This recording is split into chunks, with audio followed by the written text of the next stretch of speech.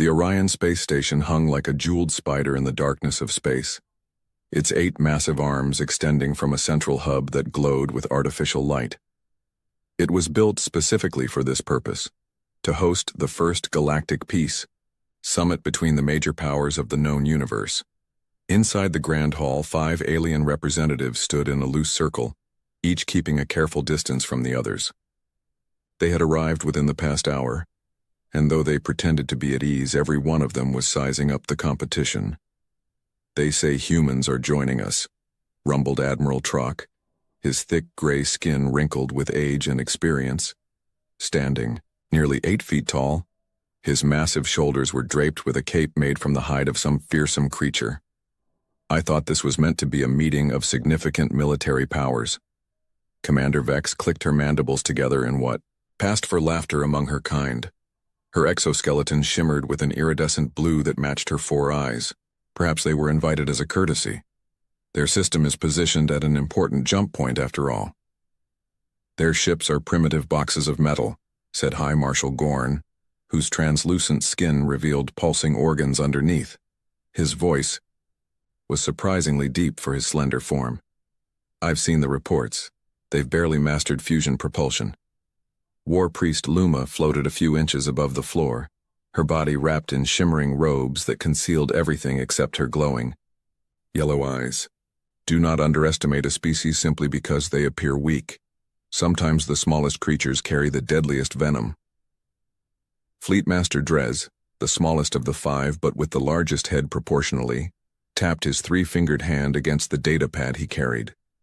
"According to our intelligence, humans have never fought a war beyond their own moon. Their experience is limited to their tiny blue planet." The conversation paused as the station's announcement system chimed softly. "Attention, honored guests. The human representative's vessel has docked at Bay 7. Captain James Miller will join you shortly." Admiral Trock made a dismissive gesture with his massive hand. "Let us proceed with introductions. I represent the Krull Empire, spanning 3 spiral arms and 500 star systems. Our dreadnoughts are the largest vessels ever constructed by any civilization." The other aliens nodded respectfully. The Krull were known for their brute force approach to both diplomacy and warfare. Commander Vex stepped forward next. "The Skeven Collective extends its greetings. Our territory includes the Cygnus Cloud and surrounding regions. While our ships may not match the Krull in size, our stealth technology has never been detected by enemy sensors." High Marshal Gorn raised a slender hand. "The Luminar Confederation brings wisdom from the oldest civilization in this gathering. Our bioships are grown, not built, evolving and adapting with each encounter.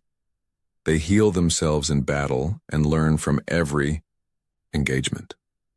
War Priest Luma's robes shifted colors as she spoke, her voice melodic and almost hypnotic. "The Vazran theocracy offers blessings from the cosmic divine. Our ships harness the power of what you might call exotic matter, allowing us to bend the very fabric of space around our vessels." Fleetmaster Drez was last, his large eyes blinking rapidly as he spoke.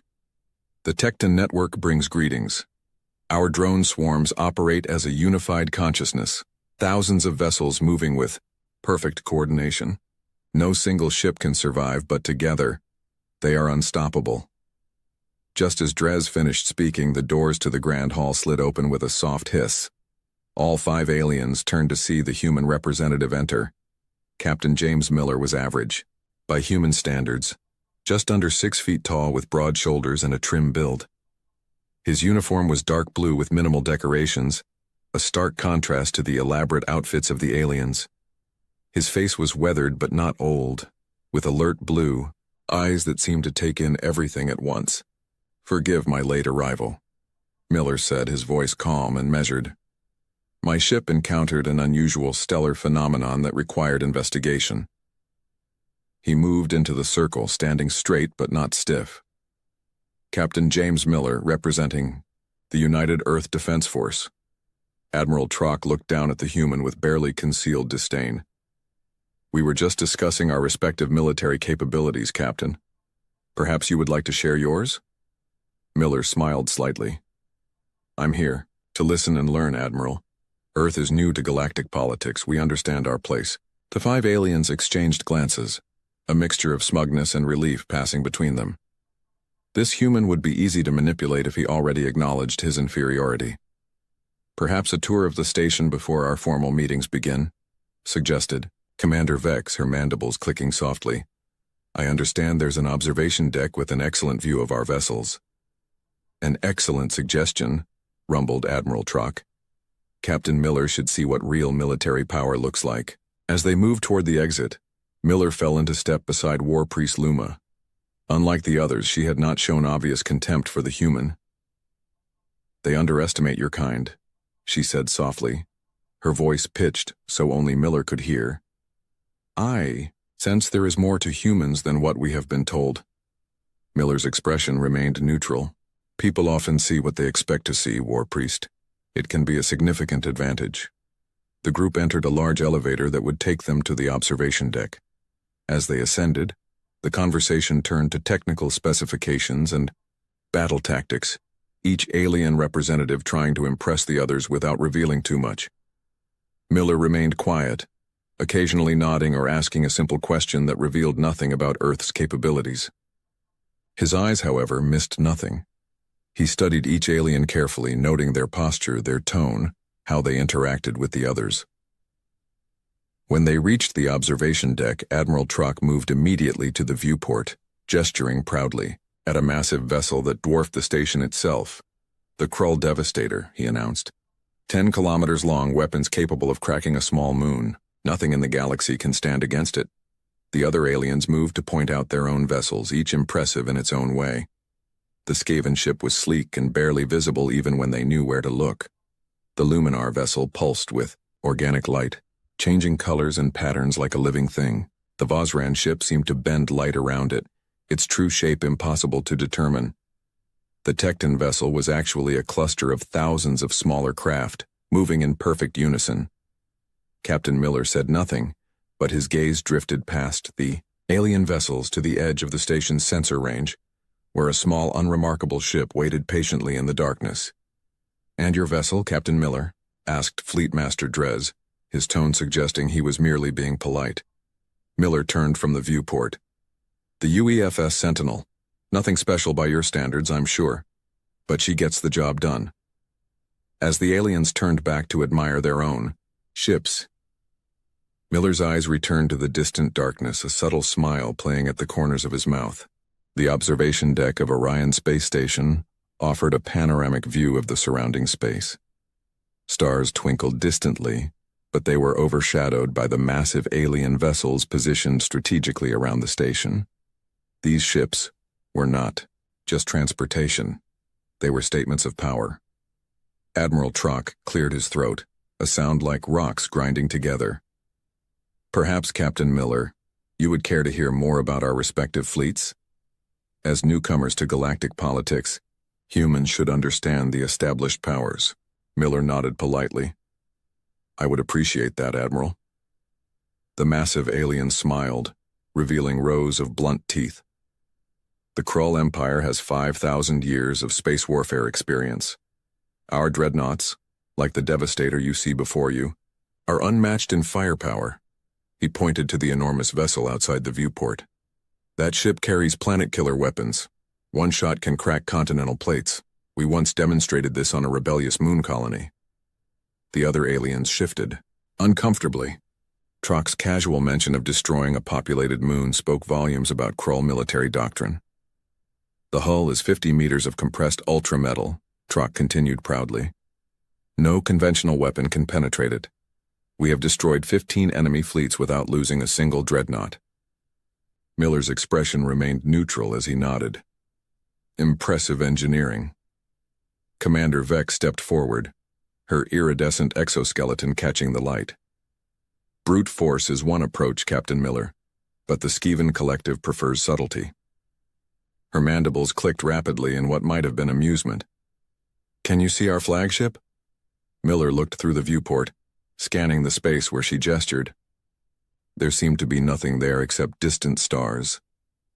Precisely, Vex said with satisfaction. The Whisper Death is present, but invisible to both eyes and sensors. Our stealth technology bends light and absorbs all scanner frequencies. She tapped a control on her wrist device, and suddenly a sleek, predatory ship appeared where there had been nothing before. Its hull was midnight black with flowing lines that reminded Miller of a hunting cat. "We strike without warning," Vex continued. "Our enemies cannot fight what they cannot see. By the time they detect us, our quantum torpedoes have already broken through their shields." The ship shimmered and disappeared again. Miller raised an eyebrow, genuinely impressed. High Marshal Gorn moved forward, his translucent skin pulsing with bioluminescent patterns. "The Krull rely on metal and the Skiven on technology, but the Luminar Confederation has evolved beyond such crude methods." He gestured to what appeared to be a massive jellyfish floating in space, its translucent body pulsing with internal light. "Our ships are alive, Captain Miller. Grown, not built. That vessel began as a small embryo and has been nurtured to maturity over 100 years. It has a nervous system more complex than most sentient species." Miller watched the organic ship pulse and shift, tentacle-like appendages moving gently in the vacuum of space. "If damaged, it heals itself," Gorn continued. "It learns from every battle, adapting its defenses against whatever harmed it. Some of our oldest vessels have survived thousands of engagements without being seriously wounded in the same way twice." "Living ships," Miller said quietly. "Remarkable." War Priest Luma floated forward, her robes swirling around her as if affected by an unseen breeze. "Life and technology have their limits, Captain. The Vazran theocracy has transcended both." Outside the viewport, space itself seemed to bend and distort around a point. Within this distortion, Miller could barely make out something that resembled a ship, but its shape kept shifting and changing, impossible to focus on directly. "Our vessels manipulate the fundamental forces of reality," Luma said, her yellow eyes glowing brighter. "What you see is the divine wrath, our sacred flagship. It exists partially in normal space and partially in what your scientists might call subspace." She made a gesture with her hidden hands, and the distortion grew more pronounced. "We can fold space, creating shortcuts between distant points. In battle, we can extend this ability offensively, creating spatial distortions within enemy vessels." Miller's brow furrowed. "You tear space inside your enemies?" "Indeed," Luma said, her voice serene despite the horrific implication. "No shield can stop it. No hull can withstand it. The very fabric of reality becomes our weapon." "Fleet Master." Dres stepped forward last, his large head bobbing slightly on his small body. "The Tecton network approaches warfare mathematically, Captain Miller. Observe." Outside, thousands of small hexagonal ships moved in perfect unison, forming complex three-dimensional patterns that constantly shifted and reformed. "Each drone is relatively simple," Dres explained, "but together, they form a distributed intelligence far greater than the sum of their parts. They can disperse to avoid attacks and concentrate to increase firepower. The swarm demonstrated by splitting into 5 separate formations before merging back into one unified shape. Most importantly," Dres continued, "they cannot be defeated by destroying individual units. Lose 100, 1,000, 10,000, it makes no difference. The swarm adapts, learns, and continues. We have overwhelmed civilizations that believed their technology was superior." Miller observed the display without comment, his eyes occasionally darting to the distant point where his own ship waited, barely visible at this range. Admiral Trock turned to Miller, towering over the human. "And now, Captain, tell us about Earth's military capabilities. What possible contribution could humans make to galactic security?" All 5 aliens focused on Miller, their expressions ranging from curiosity to thinly veiled contempt. The observation deck fell silent except for the soft hum of the station's life support systems. Miller smiled slightly and glanced at each alien in turn before speaking. "Earth is young compared to your civilizations. We've only had faster-than-light travel for about 50 years. Our ships are smaller than yours, Admiral Trock. They lack the stealth capabilities of the Skiven vessels. They aren't alive like the Luminar ships. They can't bend space like Vazran craft, and they don't have the numbers of the Tecton swarms." The aliens exchanged satisfied glances. The human was admitting his inferiority. However, Miller continued, his voice taking on a new tone that made the aliens look at him more carefully. Humans learned warfare not from the stars, but from each other. For thousands of years, we fought ourselves, nation against nation, ideology against ideology. We've studied war in ways you may not understand. War Priest Luma tilted her head. What do you mean, Captain? Before Miller could answer, the station's alarm system blared to life. Red emergency lights began flashing throughout the observation deck. Attention all diplomatic personnel, announced the station's AI. Multiple unidentified vessels have entered the system. They are not responding to hails and are approaching at combat speed. All representatives please report to secure areas immediately. Admiral Trock growled. Pirates. They would dare attack with our ships present? Miller's hand moved to his communication device. Seems we may have an opportunity for a practical demonstration after all. Red emergency lights flashed across the observation deck as the station's AI continued to broadcast warnings. The 5 alien representatives and Captain Miller moved closer to the viewport, watching as small, fast ships appeared at the edge of the system. 12 vessels, Fleet Master Drez reported, his large eyes rapidly processing the tactical display. Based on their approach pattern, they appear to be the Scavenger Collective, a notorious pirate group known for attacking diplomatic gatherings. Admiral Trock snorted in disgust. They seek ransom. Taking diplomats hostage is profitable business. In lawless sectors. The station shuddered slightly as its defensive shields activated. A holographic projection appeared in the center of the observation deck, showing the station and the approaching pirate vessels. They're targeting a civilian transport as well, Commander Vex observed, her mandibles clicking rapidly. The passenger, vessel Stardust, scheduled to dock within the hour. 200 civilians aboard. War Priest Luma's robes darkened to a deep crimson. The pirates know we cannot use our full firepower with civilians in the combat zone. Clever. Captain Miller studied the tactical display without comment, his eyes taking in every detail of the unfolding situation. The pirates had positioned themselves carefully, using the civilian ship as partial cover while still maintaining a clear attack vector on the station. High Marshal Gorn turned to the others, his translucent skin pulsing with angry red patterns. This is an insult to all our nations. We should respond. Agreed, Admiral Trock said, already activating his communication device. I will order the Devastator to move into attack position. The other aliens quickly followed suit, each contacting their respective vessels.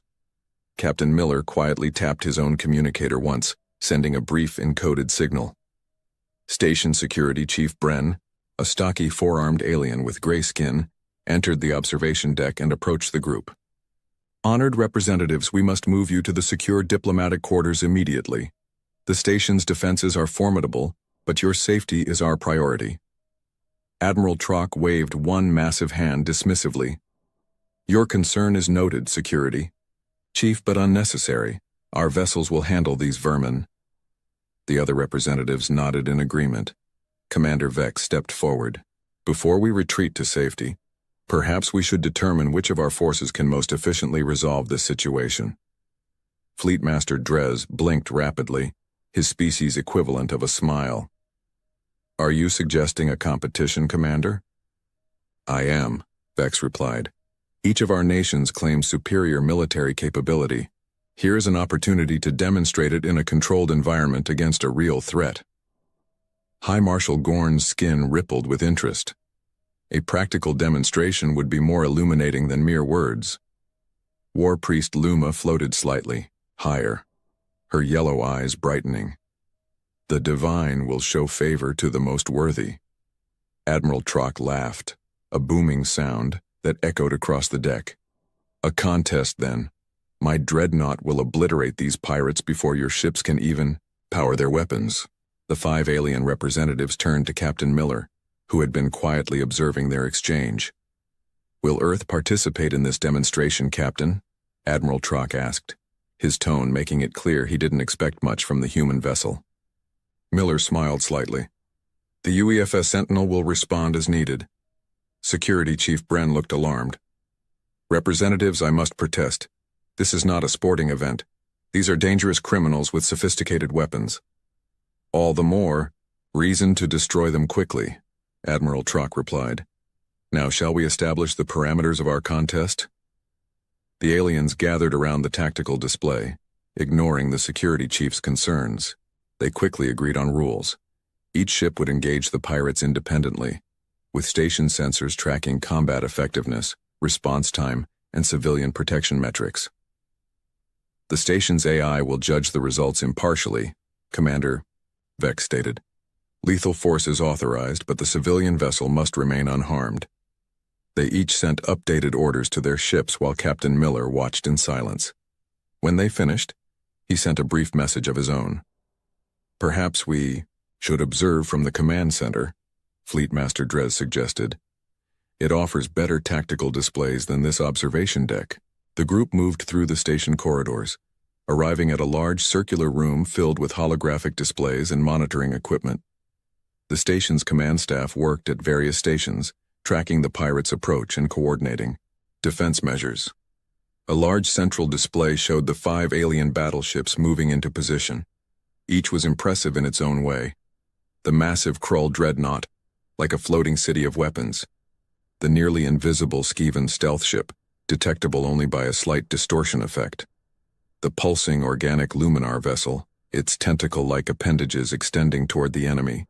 The reality-bending Vazran craft that seemed to exist in multiple places simultaneously, and the Tecton swarm, thousands of small units forming complex attack patterns. The UEFS Sentinel was not visible on the display. "Where is your ship, Captain Miller?" War Priest Luma asked. "Is it not participating?" "The Sentinel will be there when needed," Miller replied calmly. Admiral Trock made a dismissive gesture. "The human vessel is likely hiding behind the station. A wise precaution given its limitations." The aliens focused on the tactical display as their ships moved to intercept the pirates. The Krull dreadnought was first to engage, its massive weapons powering up with a visible energy surge. "Observe true military power," Admiral Trock boasted. The dreadnought fired a concentrated energy beam at the lead pirate vessel. To everyone's surprise, the small ship executed a series of rapid evasive maneuvers, avoiding the blast entirely. "Impossible," Trock growled. "Nothing can outmaneuver the Devastator's targeting systems." The pirates scattered in different directions, moving with unexpected coordination. They fired back, their weapons seemingly modest but precisely targeted at weak points in the dreadnought's defenses. Commander Vex's stealth ship attempted to flank the pirates, but somehow they anticipated its position despite its invisibility. One pirate vessel fired directly at the cloaked ship, forcing it to break off its attack run. "They have sensor technology that should not exist," Vex said, her voice tight with concern. High Marshal Gorn's living ship extended its tendrils toward our 2 pirate vessels, attempting to ensnare them. The pirates responded by releasing some kind of biological agent that caused the tendrils to recoil in what appeared to be pain. "They've studied our bioships," Gorn said in disbelief. "They know exactly how to counter them." War Priest Luma's reality-bending vessel created spatial distortions around several pirate ships, but the small vessels dropped strange devices that stabilized space around them, nullifying the attack. Fleet Master Drez's swarm surrounded a group of pirates, only to be scattered by electromagnetic pulses specifically calibrated to disrupt their coordination. The alien representatives watched in growing alarm as their vaunted ships struggled against what should have been inferior opponents. The pirates moved with perfect precision, using tactics specifically designed to counter each alien vessel's strengths. "This is no ordinary pirate group," Fleet Master Drez said, his eyes wide. "They're too well prepared, too coordinated." Security Chief Bren approached the group. "Representatives, the pirate flagship is transmitting a message. They're demanding we surrender the station and all diplomatic vessels within the next 10 minutes, or they will destroy the civilian transport." As if to emphasize the threat, one pirate ship fired a warning shot across the bow of the passenger vessel, causing panicked transmissions from the civilians aboard. "Where is your ship now, Captain Miller?" Admiral Trock demanded, turning to the human. Will Earth hide while innocents are threatened? Miller looked at the tactical display calmly, then checked his chronometer. The Sentinel should be arriving right about now. All eyes in the command center turned to the tactical display as a new contact appeared at the edge of the system. The UEFS Sentinel emerged from the darkness of space, a ship so unremarkable in appearance that the alien representatives almost looked disappointed. The human vessel was perhaps 1/20th the size of the Krull dreadnought, with none of the exotic features of the other alien ships. Its hull was a simple gunmetal gray, shaped like an arrowhead with engine nacelles extending from the rear. It looked almost primitive compared to the other battleships. Admiral Trock couldn't contain his laughter. "That's your military vessel? It looks like a cargo hauler." Miller didn't respond to the insult, instead addressing the station's tactical officer. "Please open a secure channel to Captain Reed on the Sentinel." The tactical display shifted to show the bridge of the human vessel. A woman with short gray hair and sharp eyes nodded at Miller. "Captain Miller, we've assessed the situation." "Proceed as you see fit, Captain Reed," Miller said calmly. Reed nodded once and the display returned to the tactical view. The 5 aliens watched with a mixture of curiosity and dismissal as the small human ship moved toward the conflict zone. "They're going to get themselves killed," High Marshal Gorn observed, his translucent skin pulsing with concerned patterns. "That vessel has no special defenses that I can detect." "Perhaps this is for the best," Admiral Trock said quietly to Commander Vex. "The humans will learn their place in the galactic order."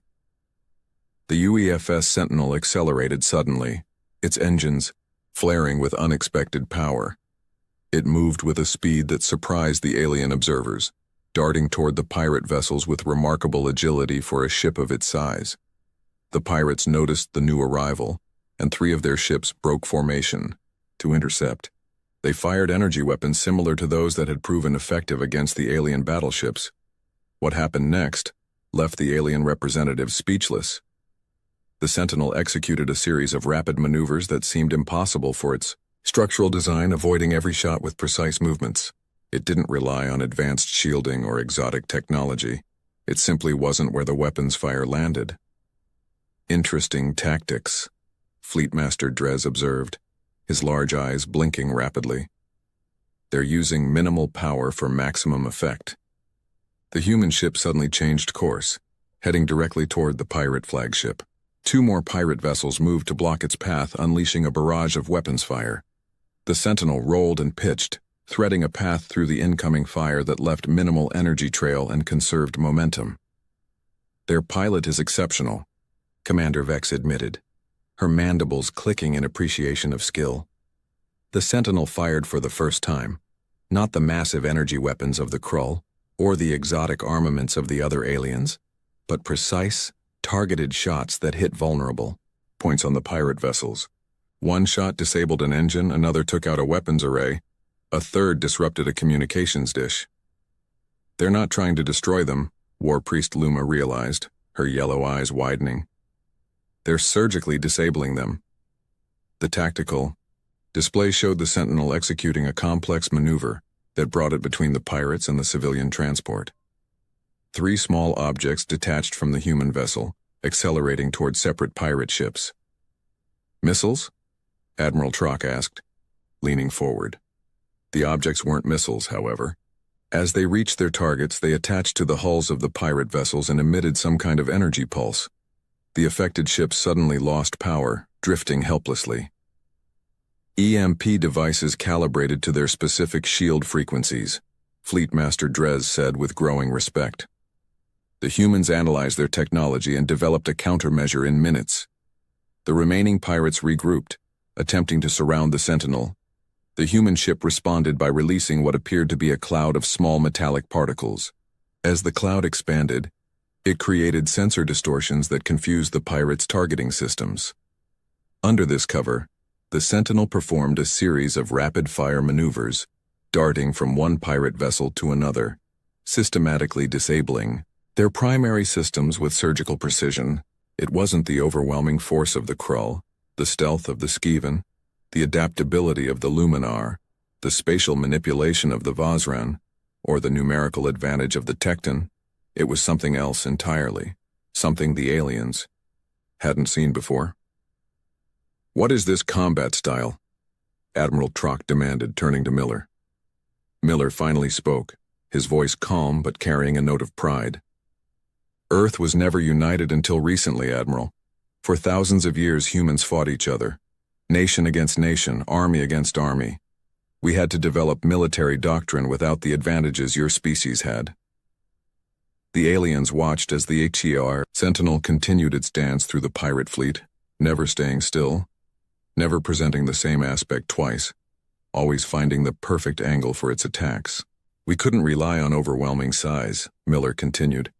"We couldn't depend on perfect stealth or living ships or reality manipulation or endless numbers. We had to learn something different: adaptation, improvisation, creative thinking under pressure." On the display, the Sentinel was executing a maneuver that seemed to defy the laws of physics, using the gravitational pull of the civilian ship to slingshot itself directly behind the pirate flagship. Human warfare evolved through brutal natural selection, Miller explained. Military strategies that failed meant dead soldiers and lost wars. The tactics that survived were tested in blood. The pirate flagship attempted to escape, but the Sentinel matched its every move. A precision shot disabled its main engines, leaving it vulnerable. "Most importantly," Miller added, "we learned to understand our enemies, to think like them, to predict them." The Sentinel fired again, this time a series of coordinated shots that systematically disabled the flagship's weapons, propulsion, and communications, all without causing catastrophic damage that might harm the crew. "Your captain could destroy that vessel," War Priest Luma observed. "Why doesn't she?" "Because destruction isn't always the objective," Miller replied. "Sometimes information is more valuable." The station's communications officer spoke up. "The pirate flagship is hailing us. They're surrendering." In less than 10 minutes, the human vessel had neutralized a pirate fleet that had successfully countered 5 of the most advanced battleships in the galaxy, all without causing a single casualty or putting the civilian transport at risk. The alien representatives stared at the tactical display in silence, their previous boasts forgotten as they reconsidered everything they thought they knew about humans. Admiral Trock was the first to break the silence. "Captain Miller, I believe we have seriously underestimated your species." Miller smiled slightly. "That happens a lot, Admiral. We've gotten used to it." The UEFS Sentinel moved into position beside the disabled pirate flagship. Small craft emerged from its hull, boarding parties to secure the vessel and its crew. "There's something I don't understand," Fleetmaster Drez said, his analytical mind still working through the battle. "How did your ship counter their tactics so effectively when ours could not?" Miller turned to face the 5 alien representatives, his expression now serious. "Because, Fleetmaster, those weren't actually pirates." "Not pirates?" Admiral Trock's voice rumbled across the command center. "What do you mean?" The 5 alien representatives stared at Captain Miller, their expressions shifting from confusion to dawning realization. Miller gestured to the tactical display where the UEFS Sentinel was now boarding the disabled pirate flagship. "Those ships are using advanced cloaking technology to disguise their true signatures. Their weapon systems, while made to look like pirate technology, are actually military grade." Security Chief Bren moved closer to the display, his 4 arms folded across his chest. "Captain Miller, are you suggesting this was an organized military operation disguised as a pirate attack?" "I am," Miller confirmed, "and I believe our alien friends here might know more about it than they're letting on." The command center fell silent as the 5 representatives exchanged uncomfortable glances. It was Commander Vex who finally spoke, her mandibles clicking slowly. "How did you know?" she asked. "Our intelligence indicated that humans lack the technology to penetrate such disguises." Miller smiled slightly. "We don't rely on technology alone, Commander. We rely on pattern recognition. Human history is filled with false flag operations and disguised military actions. We've learned to look past appearances." A new image appeared on the tactical display. a live feed from the boarding team on the disabled flagship. The crew weren't rough-looking pirates but disciplined soldiers in unmarked uniforms. And in the ship's cargo hold, the boarding team had discovered something significant. Containers filled with biological weapons. The alien representatives shifted uncomfortably as the evidence appeared on screen. Fleet Master Drez was the first to break. "It wasn't supposed to happen this way," he said, his large eyes blinking rapidly in distress. "No one was meant to be harmed." "Explain," Miller said, his voice now hard and commanding. High Marshal Gorn's translucent skin flushed with patterns that indicated embarrassment or shame. "It was a test. We needed to assess Earth's military capabilities before considering your species for full membership in the Galactic Council." "A test?" Security Chief Bren demanded. "You endangered this station in a civilian transport for a test?" War Priest Luma raised her hands in a placating gesture. "The civilian transport was never in danger. It was crewed by our own people. The biological weapons were harmless, designed to appear threatening, but with no actual potency." "Admiral." Trock couldn't meet Miller's eyes. "Each of our nations contributed ships and personnel to this exercise. We disguised them as pirates to create a realistic scenario. They were instructed to make it appear as though they had specific countermeasures against each of our vessels." "So your ships were never really struggling," Miller said. "They were putting on a show." "No," Commander Vex corrected. "Our ships were truly engaged. The pirates had studied our weaknesses carefully. Their countermeasures were quite effective." Fleetmaster Drez nodded. "We wanted to see how Earth would respond to a threat that had neutralized the major powers. Would you hide? Would you panic? Would you sacrifice the civilians to save yourselves?"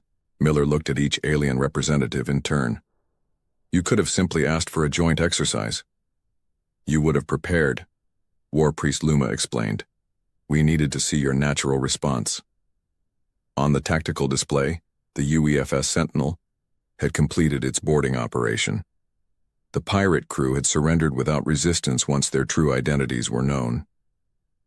"There's something I still don't understand," Security Chief Bren said. "How did the human ship counter tactics, specifically designed to defeat all of you? If these were your best military minds creating the strategy, how did one ship overcome it?" All eyes turned to Captain Miller, who had moved to the viewport. From there, he could see the Sentinel positioned near the disabled flagship, its simple design belying its effectiveness. "The Sentinel isn't special," Miller said finally. "It's not our most advanced ship. It's not our largest or our fastest or our most heavily armed. It's just one of many in Earth's defense fleet." "But how did it succeed where our ships failed?" Admiral Trock pressed. Miller turned back to face the aliens. "Because humans have something your civilizations have forgotten after centuries of peace between your major powers. You've developed incredible technologies, but you've forgotten the fundamentals of warfare."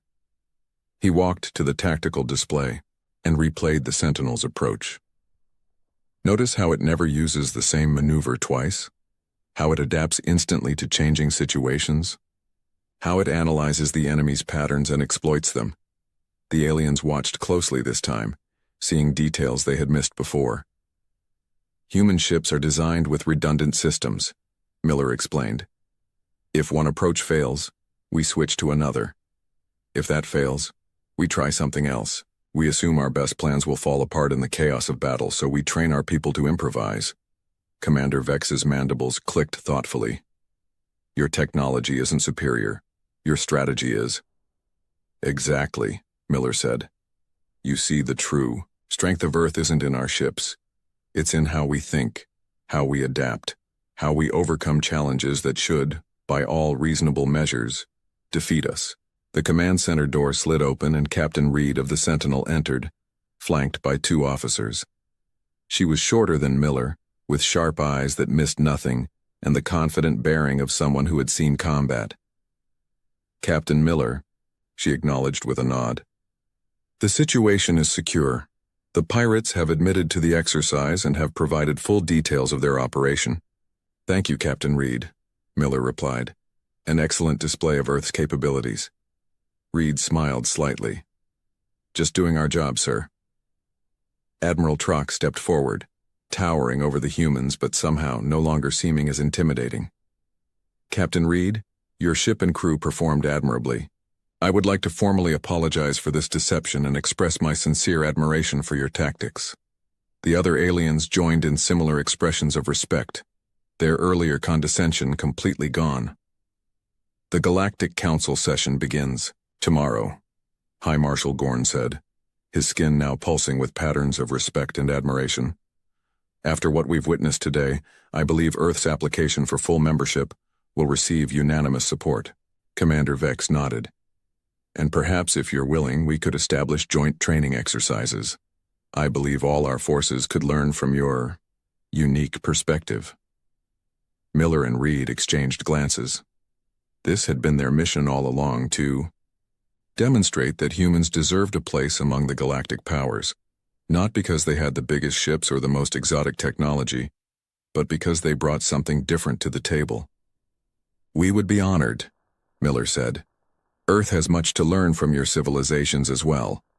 As the group prepared to leave the command center, War Priest Luma moved closer to Miller. There is one question that remains, Captain. You knew it. Was a test from the beginning, didn't you? Miller smiled. Let's just say that humans have a long history of being underestimated. We've learned to use that to our advantage. The 5 aliens who had boasted about their battleships now looked at the simple human vessel with new eyes.